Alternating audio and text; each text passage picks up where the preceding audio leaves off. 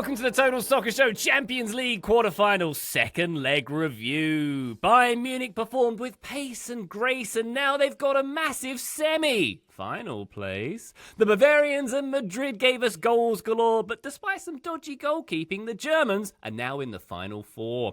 In Spain, we saw that Lamine Yamal's brilliance was no match for Atletico Madrid's resilience. In Liverpool, the result we thought we would get is what we got, as PSG completely outclassed the team coached by Arne Slot. And Arsenal are a few games away from a historic campaign, but watching their match with Sporting was a bit of a strain. My name's Ryan Bailey. Joining me today, hello Taylor Rockwell, how's you?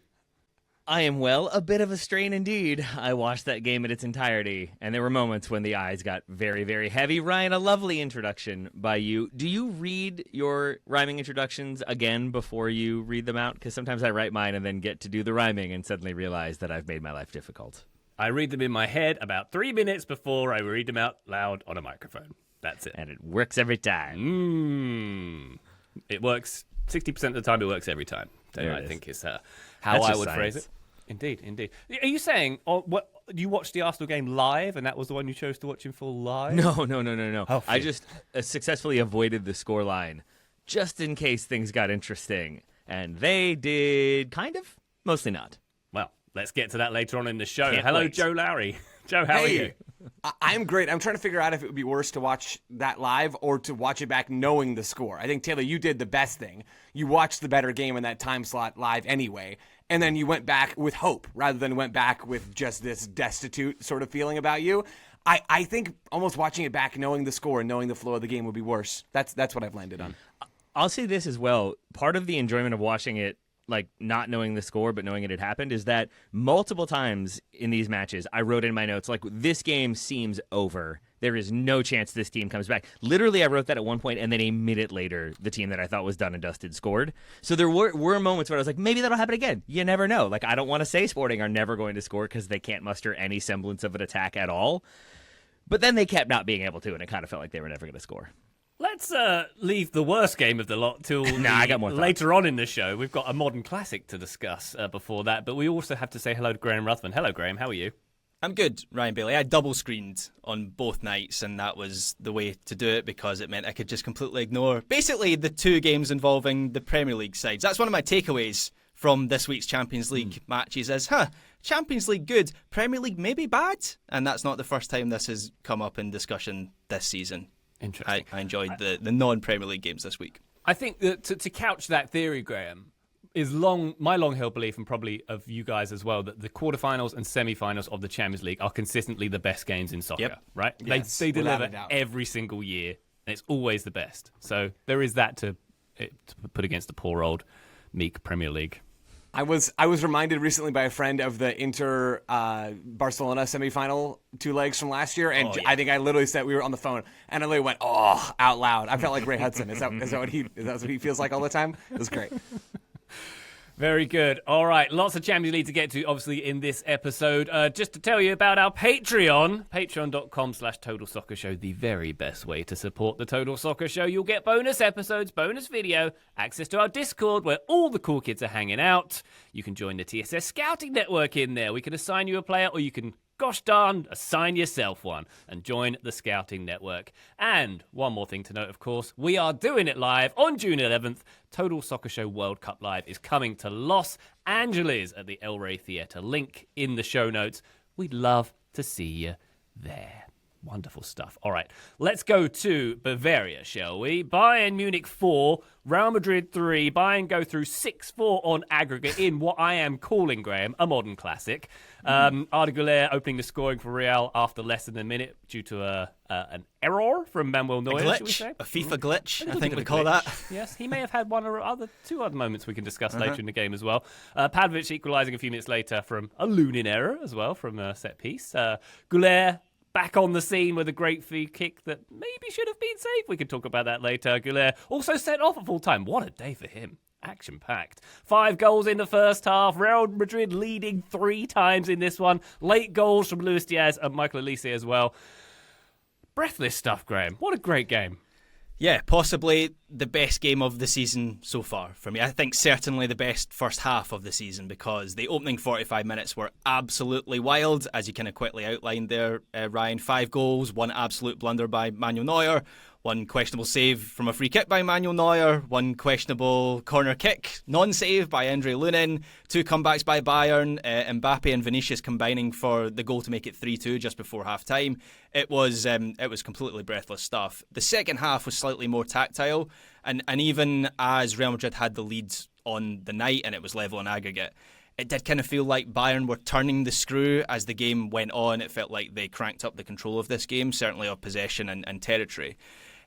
Not to be wise after the fact, I always suspected Bayern would find a way to get through this tie. I think I predicted them in our draft before the ties that they would win this one. I think Bayern are just a better team than Real Madrid at the moment, and what we got over the 2 games over the tie was proof that you can never fully discount Real Madrid because of their individual brilliance. And Madrid, I don't want to belittle them in terms of their improvement from first leg to second leg. I didn't watch the first leg as closely as maybe you guys did last week while I was on holiday, but I saw enough to know that they were a little bit fortunate to get away with only losing that game 2-1. I thought they were better defensively in this second leg. I thought they were shrewder in knowing when to go after Bayern and when to stand off. But I've said it all season, up against an opponent with a coherent game plan, I just do not have faith that Real Madrid are stable enough to win these games. And I guess so it proved in the end.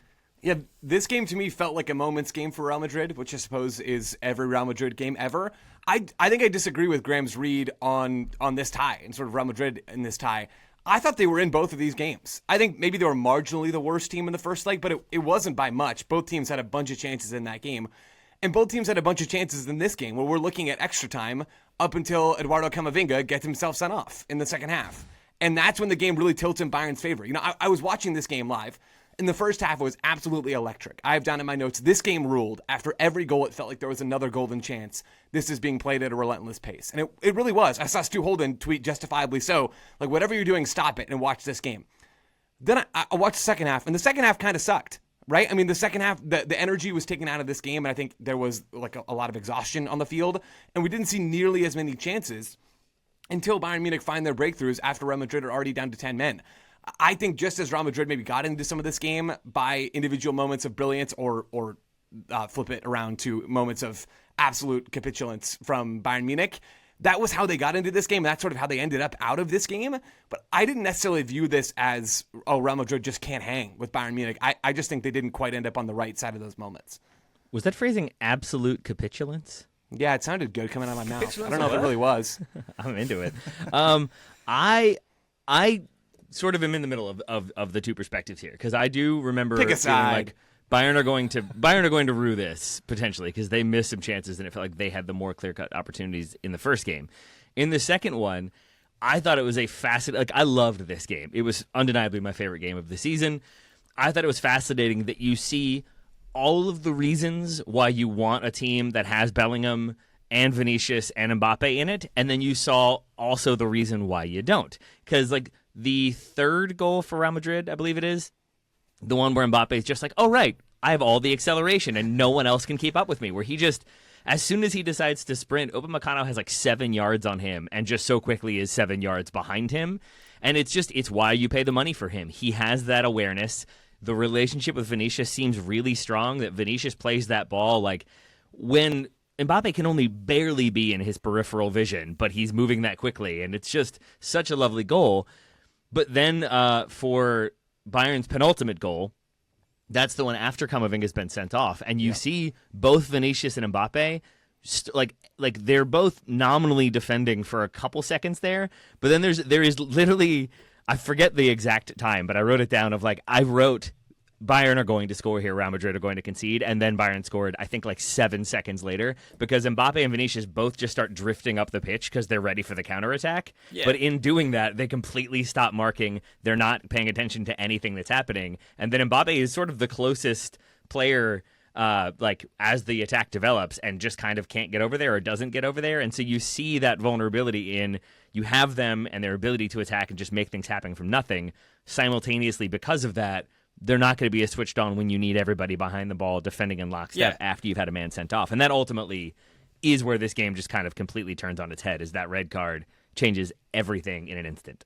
Yeah, I mean, that's it, Taylor. And Joe, like, I stand by what I said, but I don't necessarily disagree with anything. I think those two views are kind of compatible, because Bayern Munich are also a moments team. Like, the moments they produce, I think, are on an equal footing, if not better, to Real Madrid. So if you stack up the two teams, and Bayern have this coherent out-possession work ethic, and Real Madrid just don't really have that in a broad sense anyway. They did at moments of this game, actually, in the first half. But in a broad sense, they don't. When you just stack up those two teams and everything that they offer, that's just the thing that made me think Bayern are just going to find a way. And I guess, like, when Camavinga comes on, and sure, it's an individual thing, and I don't know how much you can really put it on Arbeloa, because he couldn't have really predicted that Camavinga would be as disastrous. But he's a reflection of that Real Madrid team where he gets that first yellow card because he's just not bothering to track back his player, and he realises is it Musiala who's kind of striding into space. Yeah. He realises how open Real Madrid are in that moment, and he pulls him back and gets the first yellow card. So that was like a reflection of why I just always felt Bayern were going to get over the line in this game. Even the second one, Graham, like, it to me is very clearly him being like, there's no chance a ref is sending me off with a second yellow for time wasting now. I've already gotten the first one. At worst, I'm going to get like kind of the whistle and a talking to. So I'm going to dribble a little bit, then I'm going to hold the ball a little bit. I swear Joshua Kimmich recognizes, like, if I just sort of hound him and stay near him, he's going to keep dribbling away from me, and I'm going to force the issue here. And that's kind of how it plays out. But it does feel like Camavinga played with fire a little bit, expecting to never see that second yellow. And then when he did, I think the reality set in. And you can see it on the faces of every single one of his teammates, just realizing, like, this was already going to be difficult. Now I'm really not sure what to do. The referee forgot he'd given him a first booking, right? That's what happened there. He would never have given him the second booking. I'm being serious. Like, I think there's a split second, or more than a split second. There's a few seconds between him giving the yellow and then showing the red card. We all know that referees shouldn't be giving second bookings in a different way, but the reality is they do. I just think if he has it at the forefront of his mind that he's on a booking, Camavinga isn't sent off for that. So in that sense, I have a bit of sympathy, where it felt a little bit harsh, but he gave the referee a decision to make, I guess. Yeah, it's you and Mika Richards on the CBS show, where, like, in their notes on this game, he was basically like, look, I understand that's what the rules say, but... And then I think it was just, like, 2 seconds of silence, and then he's just like, come on, man. I mean, that's... I don't know. And then it just keeps going to the next highlight. It was just like, all right, I understand your perspective quite well. Speaking of the CBS coverage, Taylor, which was... it had some all-time chaos moments. There was an interview with Schmeichel. No, and, it's not like them. Oh, I know, no, but we went to another level when Harry Kane and Michael Elise were interviewed. And it was basically 2 minutes of them not having their microphones working, which was, and they made fun of it. And Kate Scott was like, "They always have like a 5-second delay, and they never adjust for it. They never allow time. Carragher always just starts talking and then stops and then starts talking, and it creates just insane levels of chaos. Their 11 minutes of post-match analysis of this game was 5.5 minutes of them attacking Peter Schmeichel for why Manuel Neuer is a terrible goalkeeper. It was insane. Yeah, this is what I wanted to get to, Manuel Neuer's performance and that sort of awkward moment with Schmeichel as well. Yeah. So like, Neuer arguably in the first leg was man of the match, and this was a very different story. His here. distribution was poor. I'm going to say it again. Well, I had that in my notes. Goal, I would argue his distribution was very poor when he gave away the opening goal. But it was the moment where Schmeichel was kind of challenged on the CBS coverage was that free kick, the Arda Güler free kick, where the panel, Mika Richards sort of driving it, was like he wasn't even at full stretch. He got a glove to it. I'd expected to do better. And Schmeichel was adamant that he did the best he could because of the visibility he would have had of that free kick. And it basically ended with Kate Scott saying, we really... Because it felt like Schmeichel being attacked for 5 minutes. And it's like, we really appreciate you. Manuel Neuer said you're the greatest goalkeeper of all time before the game. Please love us still. And then the frustrating aspect of that is they tell him that, and there's the delay, and then they start talking over it while Peter Schmeichel has a genuine, emotional, human reaction to, like, what, did he? Oh, wow. Yeah. Like, that means a lot. Like, you see him really be impacted by that, but they're busy making jokes and not paying attention.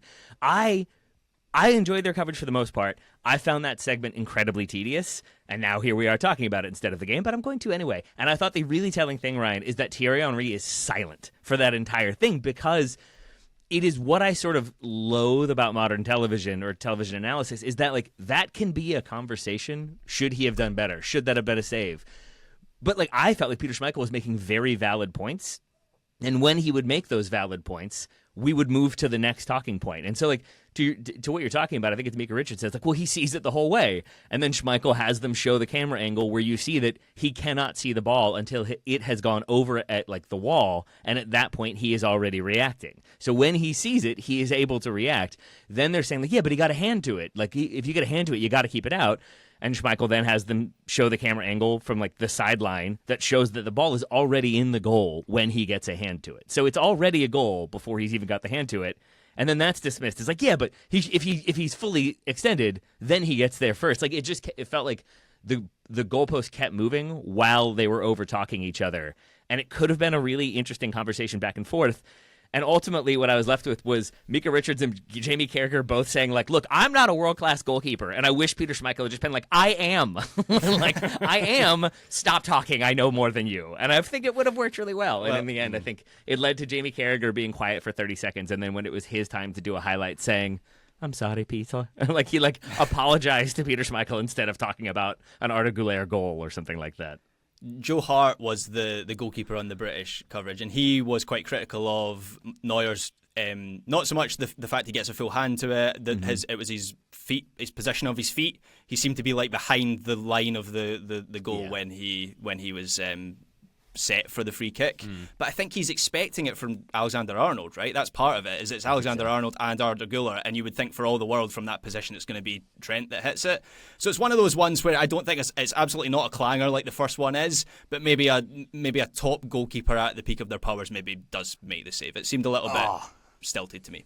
It wasn't a clanger. I got to say that more often. Okay. You know what was a clanger? I don't know if I'm using that word right or not. I think I got it from context. Clanger equals big mistake? Question mark? Yeah. You know what was a clanger? Trent Alexander-Arnold's positioning on that Bayern Munich second goal, the goal from Harry Kane in the 38th minute. He had positioning? That's interesting. I would say he had positioning, just nowhere near what it was supposed to be. I mean, it is just a total breakdown of Real Madrid's defensive structure. And Graham, this is the goal that's the argument for your opening statement, I think, more than any other moment of this game. This is a total breakdown, basically from front to back, although I think the back bears far more blame on this than the front. Even after the top of Real Madrid's defensive structure is broken by Upamecano, they still have decent numbers and decent spots. They have 8 players back in this 4-4-2 block, so everybody but the 2, to deal with this attack from Bayern Munich. And Kane is well positioned in this moment between Alexander-Arnold, the right back, and Eder Militao, the right-sided center back. You know, the other player who's positioned in between those 2 players is Luis Diaz. And so Luis Diaz starts to make the run as Upamecano's coming inside, and Diaz takes Militao away. And Trent Alexander-Arnold then should slide in to deal with Kane, because now it's a 1v1 effectively between those 2 players. And Alexander-Arnold is like picking daisies, youth soccer style, just is completely out of this play. And that gets Bayern Munich back into this game and back leading on aggregate. And then there's some more back and forth, of course. But this is a huge moment in this game. And I think more than the front two's defensive vulnerabilities, which I don't think were really all that impactful in this game. I thought Mbappe and Vinicius Jr. played together quite well, certainly in the attack, which was a delight. And I think if they can unlock that for this next season, which this season's been a failure for Real Madrid, by the way, like not going to win the Champions League, not going to win the league, big problems there. But if they're able to unlock that for next season, that's massive. But in this game in particular, I thought it was Alexander-Arnold whose defensive vulnerabilities really came back to bite Real Madrid. See, I don't disagree with that, Joe. And I think, like, to make a nuanced point, hopefully more delicately, I think the Alexander-Arnold moment is representative of Real Madrid generally speaking, that, like, you need them switched on, locked on defensively if you want to be able to see out games, if you want to be able to hold on to score lines the way I think they were trying to. And when they go down to 10 men, Real Madrid, like, there are other teams that make changes, and it is just like, all right, now everybody's got to be behind the ball. Everybody's got to be working their socks off. Everybody's got to cover every blade of grass to make sure that we are not giving Bayern any time or space. And when you have a player sent off and then 2 players just sort of standing and waiting for the ball to come to them, same with Trent Alexander-Arnold for this goal, it felt like there was just still that lack of switch-onness at the exact moment you need the whole team to be defensively solid. So you're right. Like, they are not the problem in this game. It is more of a, like I half expect Trent Alexander-Arnold to point to his contract where it's like, I don't have to defend except for 10 minutes a game. This was in the agreement. It's why I signed here. Like, I think that seems to be the mentality of this Real Madrid side currently. And when push comes to shove, I don't think that they have that ability to get rid of the attacking mentality and do the defensive side of things that you need to do, especially when you're down a player. Can I jump in? I completely appreciate the points about the Real Madrid defence there, but can we also credit how well Harry Kane did in that situation For sure. as well? The ball comes into him. Whoa! Comes... Ryan praising Harry Kane unprompted. Guys, somebody write this down. Write this down. I'm trying to You're the manifest writer something down, for the guy. summer, Joe. That's all that's happening Wow. here. So obviously traps the ball with his left foot and completely bamboozles the defence because he completely changes his plane of motion and drags it, the opposite direction to score with his right foot. And that was another thing on the CBS coverage. They kept saying, you can't give him that much space. Like, yeah, sure, but he also created all the space for himself with a really good move. So you got to establish that too. Yeah, and I'm glad we've come on to the Bayern attack because that's like the most fun, best bit of what might be the best team in Europe right now. That front three of not just Kane, Ryan, but Diaz and Elise, which I'm now pronouncing Elise after Taylor shared that French song with us. I don't it's like just so it. good. I just don't No, like it feels unusual at this point. I've called them the wrong name for such a long time. But anyway, Elise, that is the best front three in world football at the moment. And the dynamic they have with Kane dropping in deep to then create space for the two wide players to exploit and get one-on-one against their man. It's just so effective. And just to go through the two wide players, because you've done the Kane bit, Ryan, and he is brilliant. It might be the best player in the world at the moment, I guess. But I think it's been very much understated how badly Liverpool have missed Luis Diaz this season. I think he is the all-round modern wide player with, the attacking moments that he produces, but also his out-of-possession work, and he has that same sort of wriggly quality that Luis Suarez has or had when he's just like so difficult to get the ball from. And then Michael Elise is just quite simply one of the best players in the world at the moment. And most of the time he wants to do the Arjen Robben thing of like coming inside onto his left foot to get the shot away. His finish for the fourth Bayern goal when everyone is shouting for him to go to the corner flag and he just clips one in off the post. It's just the chef's kiss of the night. But then he also he occasionally will go the other way as well. Like he has that two-way ability. So there's that little bit of unpredictability that helps him. That front three has 92 goals and 46 assists between them this season, which is outrageous. And there's so much to like about this Bayern team. They should be higher. They control games. They have nice midfield sequences. But I mean, if we're being serious, that's the difference maker. Those three players at the top of the team. Yeah. And it was sorry, Ryan. It was special to see how effective those attackers are 1v1. And throughout this whole game in possession for Bayern, Vincent Kompany used his fullbacks in the half spaces, sort of almost to like pin the wide midfielders of Real Madrid in their 4-4-2 inside so that the wingers could go 1v1. You had Elise on one side. First time I said it all show, didn't actually hit as much as I thought. And Luis Diaz on the other side. Those guys are, at least especially, just elite 1v1 attackers.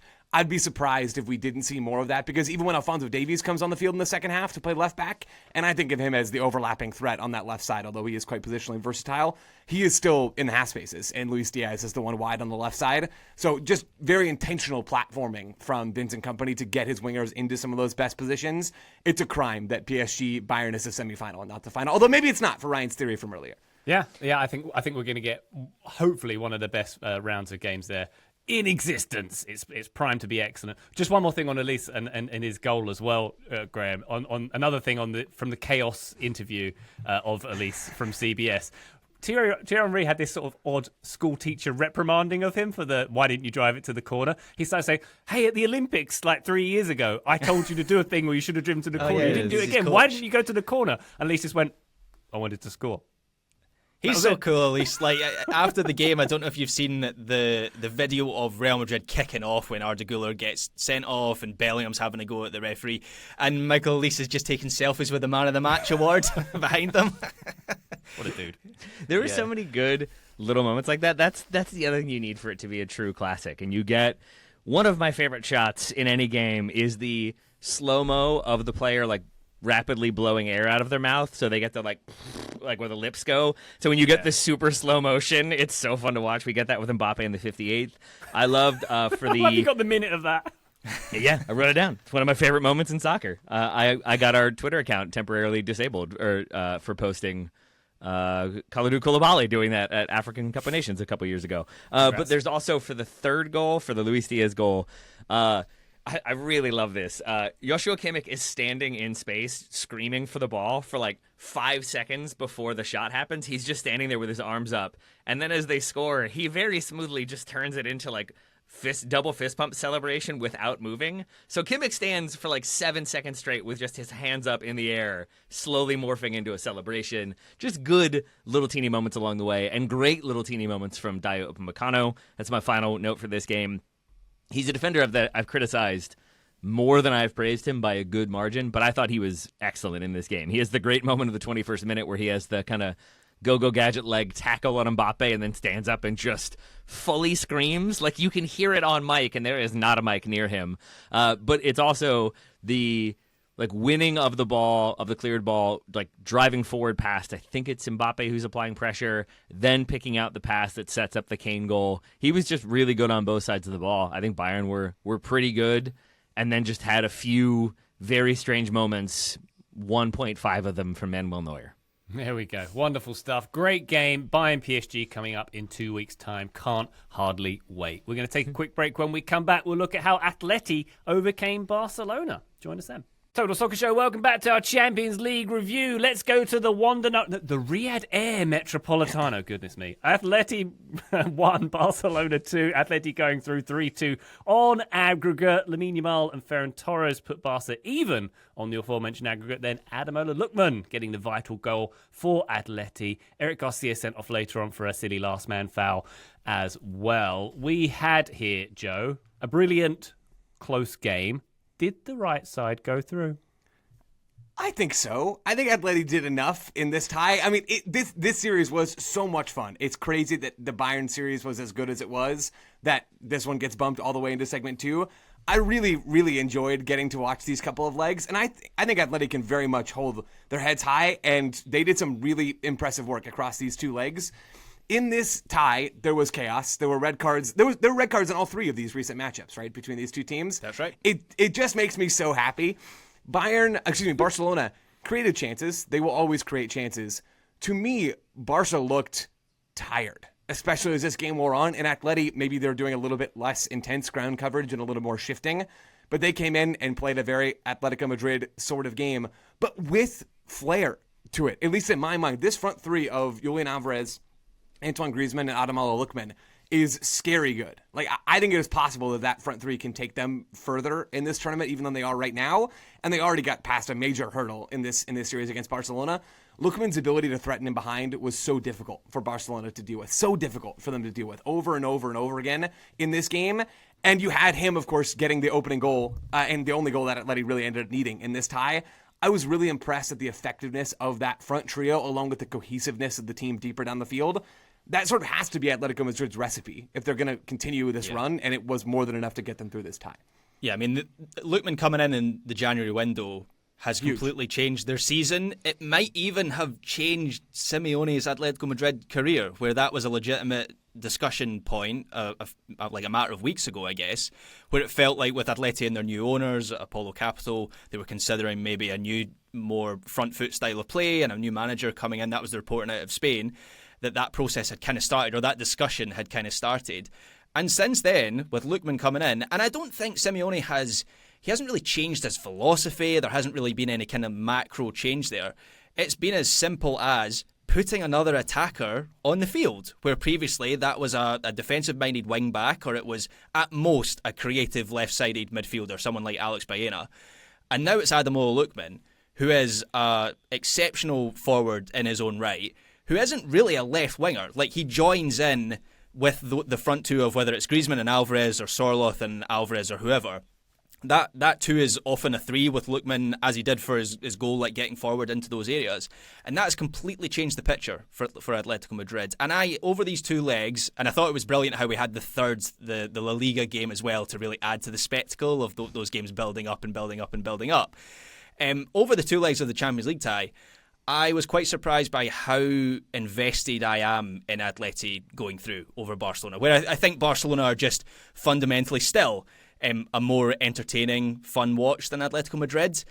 But Atleti have something about them right now, and I'm enjoying them. They're legitimately fun to watch. When you see Griezmann playing like this being his finale, like that dude, I was thinking to myself, Joe, Messi's the only player, surely, who's joined an MLS team at this level, where he is still, when he plays like this, he's one of the best players in Europe. Like, you see him dictating the tempo for Atleti, he's dropping deep. Like, that pass in behind for the Llorente goal is insane. He is just still so good at this level, and the fact that I can't wait to see him in MLS, but there's also, it's kind of tinged with sadness because we're not going to get these performances and this sort of spectacle from him. But I thought Atleti, while I accept your leading, your question you led us in with, Ryan, of like, if on another night, did Barcelona stick away a couple more of these chances and this tie looks completely different? I accept that. I am still quite happy that Atleti made it through because I think there's enough about this team and enough about the narrative to make them interesting as a semi-final team.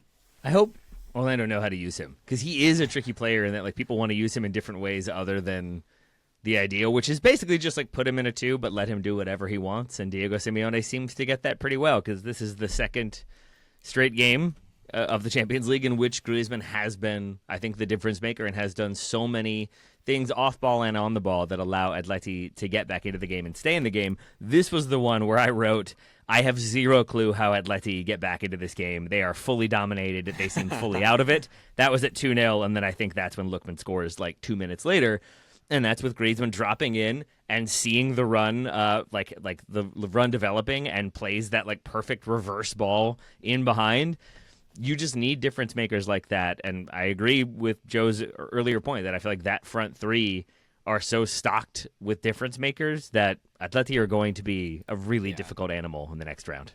And Taylor, I totally agreed with your sentiment at one point about the momentum was all going Barcelona's way. It was ridiculous. You have the Longley mistake, which Neuer has made us all forget about, right? Because Neuer's was way worse, I suppose. And both teams managed to win despite these errors. But Longley ends up coughing the ball right up to Barcelona, and Lamine Yamal feels inevitable in those kinds of moments, and he gets them right back into this tie from the jump.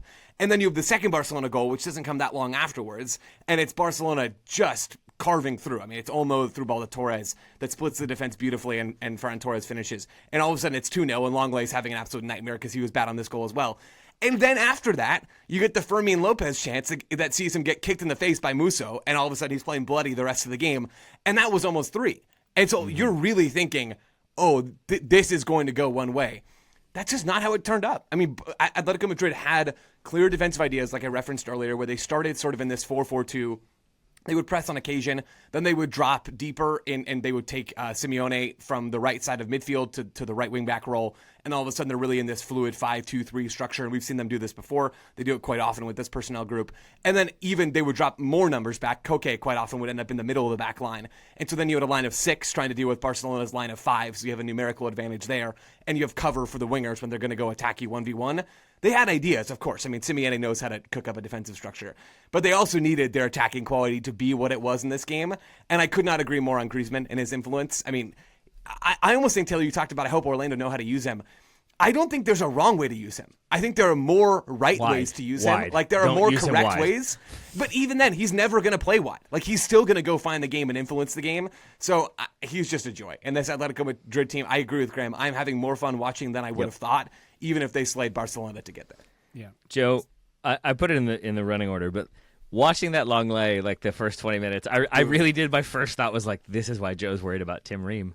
Because like that pass is just him being just a little too slow and then not seeing the threat from Lamine Yamal and turning the ball over. But then the second goal, he's just so easily turned and then can do nothing to make up the positioning because he's too slow and knows that if he tries to, he is going to concede a penalty and maybe get a red card. So he just kind of can't do anything. And it felt like, like slightly older defender, maybe doesn't have the legs to keep up with the speed. And if he's not like as sharp as he needs to be in the moment, can be a vulnerability. I hope that's not young Timothy at the World Cup. I guess the difference is Longley is only playing this game because Atleti have a bit of a defensive injury crisis where Pubil's out injured, and who's the other ones? Is Lenormand? Did he play this game actually? Yeah, he did play this game. I forget who is out. They do have a bunch of other players. Jimenez maybe is another one. Whereas young Timothy Ream is his first choice. That's not a crisis of injury anyway. So I think Nico Gonzalez should have gone in. That's the when I saw him getting ready to sub in, I was like, "Oh no, please don't put him at fullback. We've done this before. We know how this goes.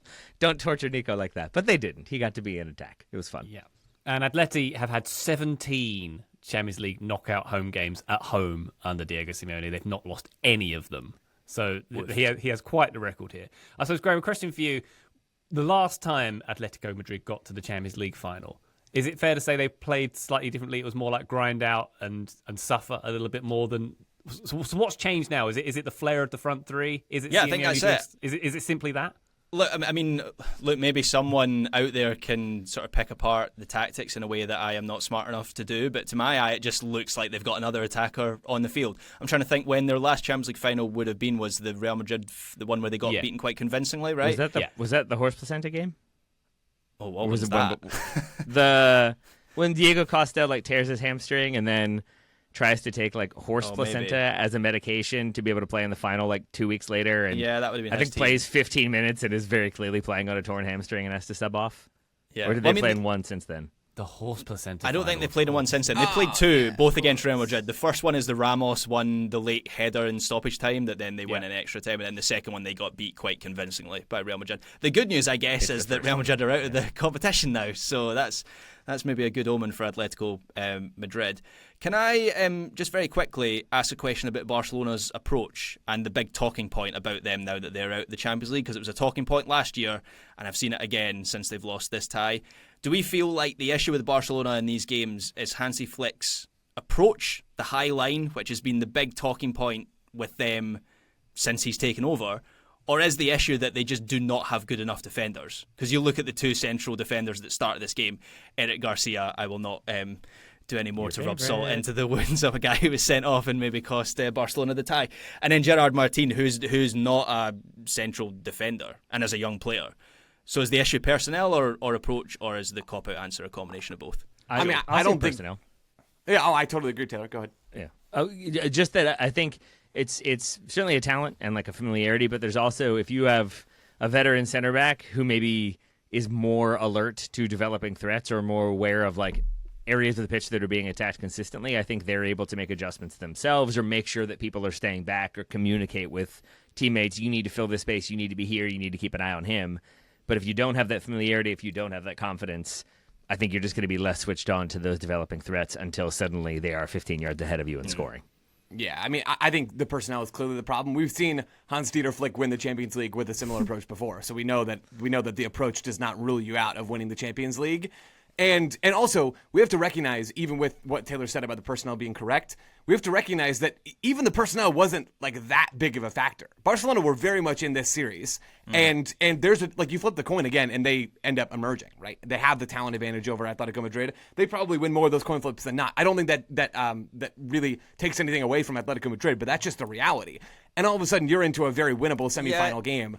The margins are just so thin that even the personnel, while I agree is an issue and can certainly be upgraded on, that wasn't the thing that kept Barcelona away and has made their season a failure, because I don't think their season has been a failure, to be honest. Well, I mean, just to push back on that slightly, Joe, do Barcelona win this tie if they don't play, an hour of both combined over the two legs with 10 men? And the reason it would have helped. Yeah, it would have helped. The reason they go down to 10 men are both moments are Cabarce in the first leg and Garcia in this leg are moments where Atleti are able to get in behind easily. For sure. So yeah. I agree. If you find the perfect personnel, this approach works. That's just very, very difficult when it's such an aggressive approach. So but you can't decouple the defensive approach from the attacking one, though, right? If we're talking about Barcelona's attacking approach being dazzling and that's why they're here, and the defensive approach is why they're gone, then you just got to sort of crumple the whole thing up and redraw it all from the start. So I can't divorce those things in my head. I think we all agree if you had a better center back in this team, they probably would have done better. But the season's been really freaking good, and this team is amazing, and they're going to be really, really good next year also. Just to note, Graham, on the Garcia red card, you might not have seen this on the CBS coverage, and I realise my narrative is turning into things I think CBS said wrong on this episode. But they replayed it, and I can't remember which panelist it was, but they said words to the effect of, what is Garcia doing with that challenge? He should have left it. That's what a goalkeeper's for. You shouldn't touch the forward in that scenario. And, okay, there's something to that, but also, as a defender, you have to try and do something sometimes to stop the play, and there is a tactical element to that too.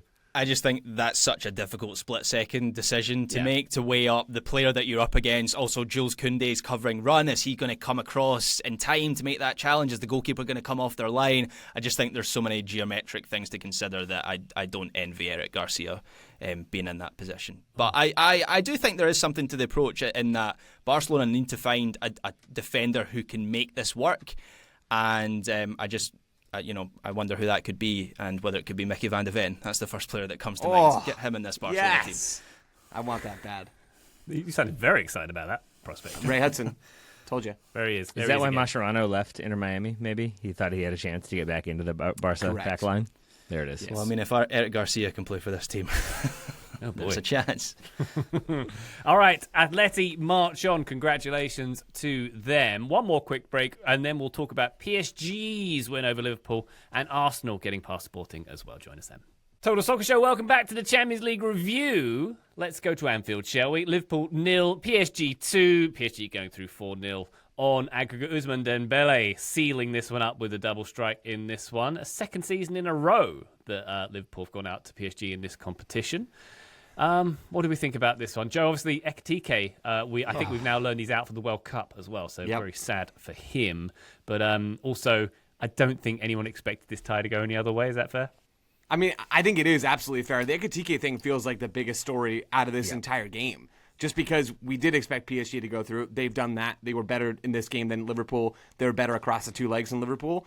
And now you're looking at Ekitike with a ruptured Achilles tendon. He's going to be out for the better part of a year. So he's certainly going to miss the World Cup. He's also going to miss the real meat of Liverpool's season next year, or at least half of it at this stage. That's a brutal blow. Because if there was a positive to take out of this year for Liverpool, it's how amazing Ekitike has been. Like, he has looked like a building block sort of player that made the Alexander Isak injury maybe irrelevance too strong, because Liverpool haven't been what they wanted to be this year, and so every bit of talent was probably needed even if they didn't have it. But really, he has made Isak far less important to this team, and now it's flipped all the way around. So the hope is that Isak is going to be what Liverpool paid him to be, or paid Newcastle for him to be, and are also paying him to be moving forward. But that injury broke me a little bit. Like, that I think is the last straw of Liverpool's season, and it's a genuine shame as it relates to the World Cup, which I think you mentioned. It's a genuine shame, because he was going to be a part of making that France team, I think, actually quite fun, despite Didier Deschamps' best efforts. And now we're getting robbed of that, and he's getting robbed of it as well, of course. I don't mean to be a doom-monger on this, but it's also an injury, from everything I've read since he suffered that injury, that kind of raises questions about his career recovery as well, where apparently ruptured Achilles tendon. There's a whole host of players who have lost a yard of pace after they come back from that, and obviously that's such a key part of Ekitike's game. I saw a pretty gruesome picture of Presnel Kimpembe's Achilles injury that he has been out with. He's struggled with for the last 3 years. So hopefully it's nothing like that for Ekitike, but it's such a come down after what has been a fun season for him individually. I hope he's able to recover and be the same player again. It was William Pacho standing there as the medics are attending to him. I think he's miming to Dembele, and he goes like you can see him mime snap, and then I think they cut to Ekitike having his hands held by different teammates, and you get the severity of the situation. Is this a thing that's happening more often? Achilles tears have been around, obviously, but I feel like they used to be the very rare thing, and then it was ACL that happened all the time. And it seems to me like Achilles has been happening more and more. Maybe that's just because it's happened twice in the conversations on this show this week. We've mentioned it. So I don't know if that's real, or if that's confirmation bias or minor beat off. Or I feel like you all introduced me to that idea of is it happening more, or am I just noticing that it's happening more? It's like the metatarsal thing, right? Remember Beckham did his metatarsal, and then everyone did their metatarsal for the next couple of years. So in fashion now that Beckham did it. Metatarsals, so hip. Metatarsals and horse placentas, really. That's what it's at. I mean, it gave Diego Costa that extra 9 minutes to be able to play. Yeah, crucial. I thought Liverpool did their supporters proud. I think it's notable, and to their credit, that when this game is clearly over with I think it's even with the first goal, but with the second goal especially, you still get the applause from the Anfield crowd. I think Liverpool, to the extent they could, went down swinging, which is an odd thing to say about a team that lost 2-0 at home. But when you have some of the injuries they already had going into this one, when you have the injury that you get to Ekitike, obviously, it just kind of puts a damper on things. But I thought Mohamed Salah, who has not looked very good, not looked very sharp, comes on and does, and kind of puts together moments that remind you, right, there is still a very good player there when he is confident and when he feels backed or feels up for it, whatever it might be. So I thought this was a better performance than I expected from Liverpool, while also I think that in and of itself kind of shows you where things are for them in relation to PSG. That it's like, oh, it was 2-0 and they kind of went for it. That was okay. Versus, I think there's another world in which this could have been a complete blowout given the way the season seems to be going for them. Yeah, I think that's it, Taylor. Like, the bar has been so low for this Liverpool team recently. Like, they were dreadful in the first leg and were maybe a little bit fortunate to only lose 2-0 at the Parc des Princes. So I think things can be two things here, where Liverpool did have, Stefanov, the PSG goalkeeper, makes a number of good saves. They did have like a decent number of opportunities, but I don't know, watching this game live, I never truly felt like the comeback was on for them. And I think some of that was down to Slot's team selection, which felt a little bit desperate to me, at least in the first half. Alexander Isak's starting was a surprise, especially considering Slot had said just a few days before that he was only capable of playing 45 minutes, which he ultimately did, but in those 45 minutes he was barely involved. He had just 5 touches of the ball. So I don't think that decision paid off. And the approach they had with the two forwards, I know this approach kind of changes with the Ekitike injury, but then they had the box midfield with the two deep line midfielders and then the two further forward. That setup has worked a few times for Liverpool in Europe this season. I think they won away to Inter Milan in the league phase where that setup was really, really effective. But against PSG, their midfield just had Liverpool on strings, which is no disgrace because of how good they are. But Vitinha and Neves in particular, like, they put you in the washing machine because of the speed they do things at. And Vitinha in particular, like, he wants the pressure. He wants to draw the players to him to then create space elsewhere. And so if you go close to him, then it opens up other areas. And if you stand off them, then they can play around you that way. So it's kind of impossible to know what to do against them. And I think Liverpool in the second half, anyway, when the game got away from them, kind of ended up in that nightmare situation. Before it gets away from them, though, it's the penalty and then the reversal of the penalty that I think is where the game is kind of fully over for me, because moments before that, like, I'm sitting there watching Liverpool dominating, like winning the ball back really high, keeping possession, but not really being able to find a way through, more so than like Sporting ever looked. We'll get to them again, but I just got to shade them as much as I can. It seemed like maybe if Liverpool can make something happen, they need to make something happen soon, and then they get the penalty. And it felt like right there, here we go, they're going to get a goal. Now PSG is going to be nervous. Their tails are going to be up, Liverpool. And then that one is overturned, and then it's the PSG goal like 8 minutes later. I thought that was going to be like capped as a penalty. Maybe it's a soft one, but we see that given a lot where like a defender doesn't quite know the attacker's there, and so they're like trying to make a play on the ball. They don't know the attacker's there. They make contact. They foul the player. So even if it's unintentional, it's still a penalty. This one's overturned, I guess, maybe because McAllister doesn't get a huge touch, or maybe it looks like he's already going down. Maybe it looks like he's looking for it. I'm not really sure, but I was surprised it was overturned, but I was not surprised that after that is when Liverpool just kind of fell apart. There you go. PSG back in the Final Four as defending champions, of course. One more game to talk about. We talked about it at the top. Arsenal 0, Sporting 0. Arsenal going through 1-0 on aggregate. Graham, you know how they say like Gen Z office workers do like the bare minimum? They're clocking out at 4:59 p.m. I love that about Arsenal. Yeah, Joe. You slacker. Okay. Is it a little too close to You know what I'm home? saying? Like, you know, they're taking the lunch break they deserve. They're not doing anything over they need, over required. I feel Arsenal had a bit of that energy in this tie. Is that fair? I love that, because until now I've thought of Arsenal as like a LinkedIn sort of team, like they play LinkedIn football, and now I'm going to think of them as playing Gen Z football. Because you're right, Ryan, they did enough. They didn't do much more than that, but I guess they were relatively secure on the night. Although Sporting had some opportunities, at least in the first half. Katamo hit the base of the post at the end of the first half.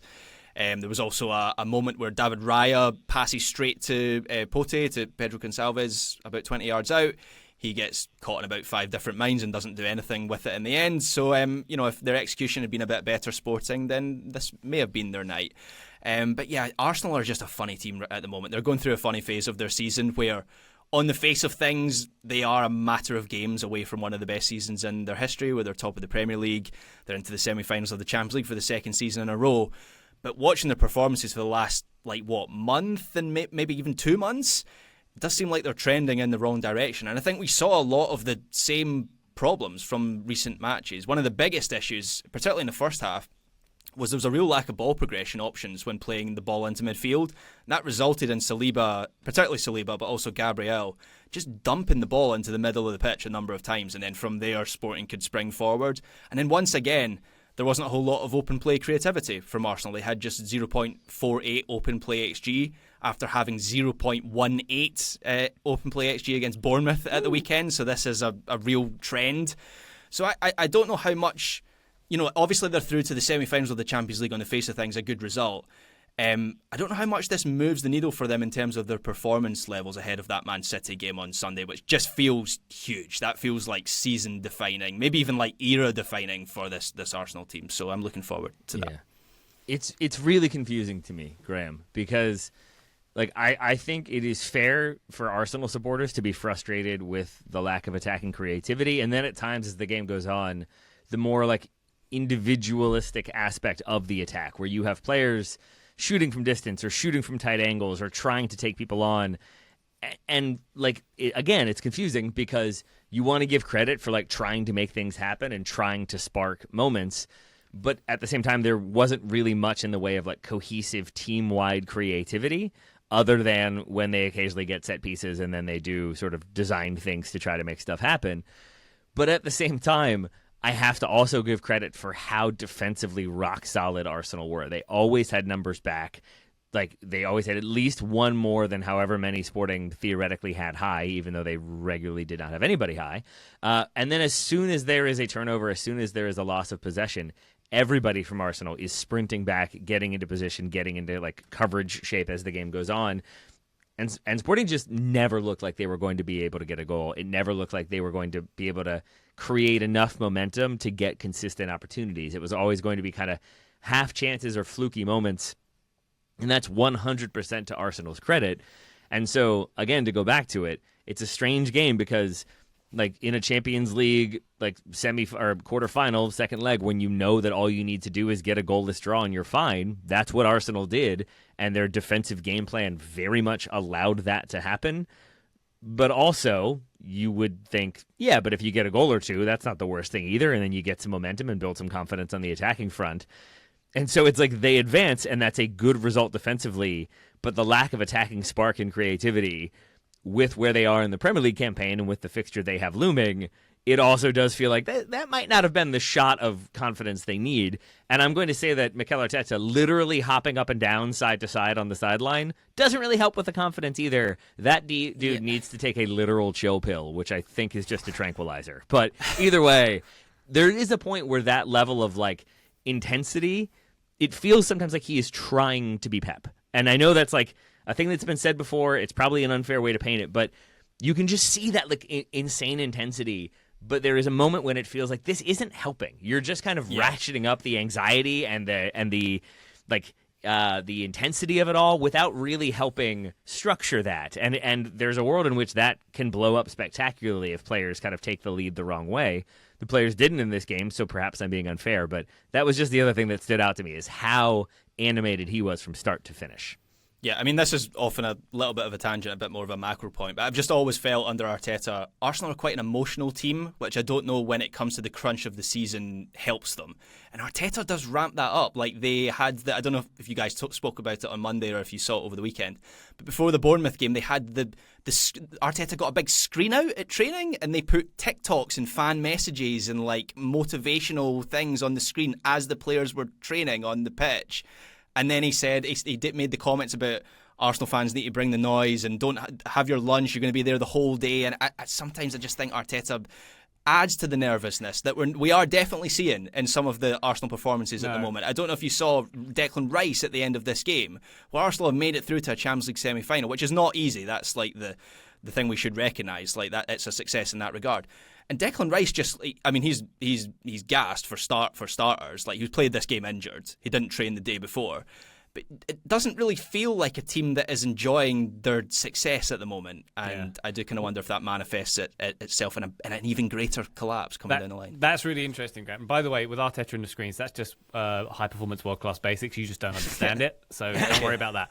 But what's really interesting about a team at this time of year, you can be the best team all year, but this is really when it makes or breaks, which is an obvious thing to say, but it always reminds me of like the Manchester United team of 99, where was it in a 2-week period, they basically really turned on the Jets and won everything, right?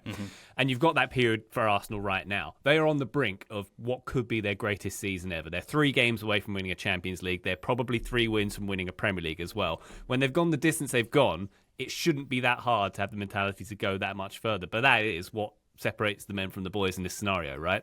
And I love the way sort of in April in the domestic European season, you get these moments like this where everything comes down to these few games. And maybe big screens with TikToks on it is his way of trying to deal with that pressure and keep the momentum going. I don't know, but it'll be interesting to see how they react. And there's occasional Michael Scott vibes there, and I think with that in mind, what Arsenal needs is pretzel day. They need pretzel day, where you can put any toppings you want on your pretzel.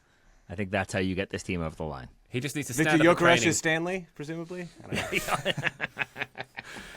Arteta's going to come out in the middle of the training ground and just say, "I declare victory in the Champions League and the Premier League." And then it's all done. You know that's not how it works, right? Okay, just making sure. I declare Very good.